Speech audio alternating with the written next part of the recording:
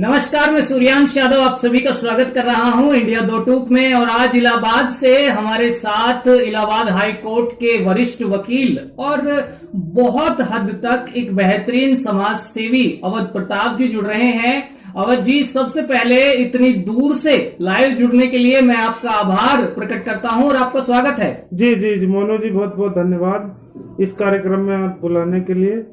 अवध जी, बुलाने के लिए तो धन्यवाद, ठीक है, लेकिन जितने आप पे आरोप हैं उनकी सूची जब मैं बना रहा था तो उसमें मीठा कुछ था ऐसा मुझे लगा नहीं। हालांकि मैंने प्रयास किया। पहला सवाल मेरा आपसे दो टूक है, साफ साफ है, बिना किसी लाग लपेट है, और ये है कि आप जो है सरकार के इतने बड़े विरोधी हैं कि आपको सरकार में कुछ भी अच्छा नहीं दिखता। ये विरोध राजनीतिक है, ये विरोध व्यक्तिगत है, या फिर ये एक संप्रदाय के आधार पर विरोध है? अवध जी, आपका जवाब। जी जी जी मोनू जी, विरोध मेरा सरकार से है और विरोध पूरी तरह राजनीतिक है। और देश के प्रधानमंत्री माननीय नरेंद्र मोदी जी से मेरा कोई व्यक्तिगत विरोध नहीं है। इसलिए विरोध है कि वो देश के प्रधानमंत्री हैं। अगर वो देश के प्रधानमंत्री नहीं रहे होते तो मेरा उनसे विरोध का कोई कारण नहीं था। आपने कहा आपका विरोध राजनीतिक है, इसका सीधा सीधा मतलब ये भी है कि आप उस फील्ड में खुद को पा रहे हैं। तो फिर कौन सी पार्टी, कौन सा दल अवध जी को लग रहा है कि बेहतर है और इस देश के कल के लिए ज्यादा अच्छा विकल्प है? कहां जा रहे हैं अवध जी? फिलहाल तो राजनीतिक एजेंडा कुछ है नहीं, लेकिन मैं डॉक्टर लोहिया और जेपी का अनुयायी हूं। और इस समय जो उत्तर प्रदेश में एक राजनीतिक दल जो डॉक्टर राम मनोहर लोहिया और जेपी के पद चिन्हों पे चलता है, चलने की कोशिश करता है। भविष्य में अगर कोई राजनीतिक जुड़ाव हुआ तो उस दल के साथ जो है जुड़ा जाएगा। ठीक है, आप कहीं ना कहीं शब्दों को या पत्तों को खोल नहीं रहे हैं, लेकिन आप बिना खुला को छोड़ रहे हैं, ऐसा भी नहीं कहा जा सकता। अवध जी, आप क्योंकि प्रयागराज में है और प्रयागराज एक पवित्रम जिसे हम कहते हैं पवित्र से पवित्र स्थानों में से एक है, भारतीय संस्कृति का द्योतक है।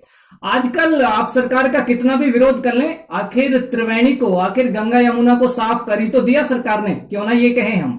नहीं, ये कहना इस आपके इस वक्तव्य का मैं समर्थन नहीं करता हूं, क्योंकि सरकारें चाहे यूपीए की सरकार रही हो या एनडीए की सरकार रही हो, तमाम सरकारों ने गंगा साफ करने के नाम पे सिर्फ भ्रष्टाचार किया है और गंगा को साफ नहीं कर पाए। अब जो गंगा साफ हुई है, ये परिस्थिति अपने आप पैदा हुई है। कोरोना होने की वजह से तमाम फैक्ट्रियां, टैनरियां, शुगर फैक्ट्रियां, शराब फैक्ट्रियां बंद होगी, तो उनसे निकलने वाला जो गंदा कचरा था वो गंगा में गिरना बंद हो गया। तो उस वजह से प्राकृतिक रूप से जो है गंगा साफ होगी। उसका नतीजा ये हुआ कि यमुना साफ हुई। और उस जो आज यमुना पे जो जल आचमन करने लायक हुआ है वो लॉकडाउन की वजह से हुआ है। सरकार का इसमें कोई रोल नहीं है। खैर, आप पहले ही बता चुके हैं कि आप विपक्ष से हैं, तो कहीं ना कहीं, लेकिन यह भी सत्य है कि कोरोना ने बहुत हद तक प्रकृति को वापस उसके मूर्त रूप में लौटने में कहीं ना कहीं मदद की है। कोरोना एक संकट भी है, लेकिन कई क्षेत्रों में कोरोना मानवता की रक्षा भी कर रहा है। खैर, मैं आगे बढ़ता हूं और एक और सवाल आप पर दाग रहा हूं। आखिर सनातन संस्कृति से ये द्वेष, ये नफरत कैसी है कि आपका हर पोस्ट जो भी सोशल मीडिया पर आप डाल रहे हैं वो एक धर्म को, एक संप्रदाय को समर्थन करता हुआ दिखाई देता है और एक धर्म संप्रदाय का घोर विरोधी? आप सनातन संस्कृति के साफ साफ विरोधी हैं अवध जी। नहीं, पहली बात तो ये मैं आपको स्पष्ट कर दूं कि मैं सनातन धर्म का विरोध नहीं करता हूं। मैं विरोध करता हूं हिंदू धर्म में जो पैदा हुए आडंबर हैं।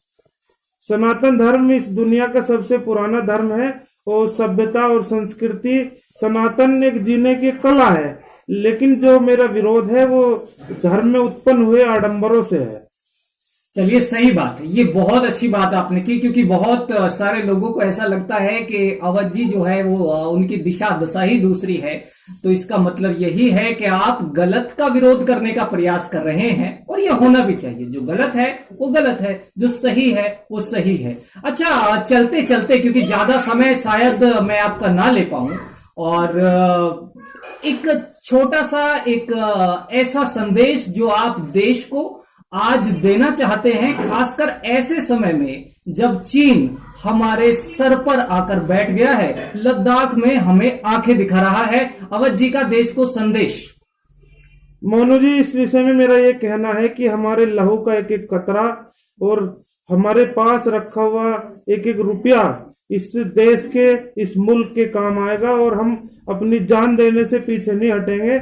लेकिन मैं बड़ी जिम्मेवारी से कहना चाहता हूं कि being a citizen of India, आखिर हमें पता है सरकार कि देश की सीमाओं पे आखिर चल क्या रहा है। और मैं देश के युवाओं से आग्रह करता हूं, निवेदन करता हूं कि जब भी हमें सीमाओं पर पुकारे, भारत माता में पुकारे, तो हमें बिल्कुल बिना किसी भय या लालच के इस देश के, इस मुल्क के साथ खड़ा होना चाहिए।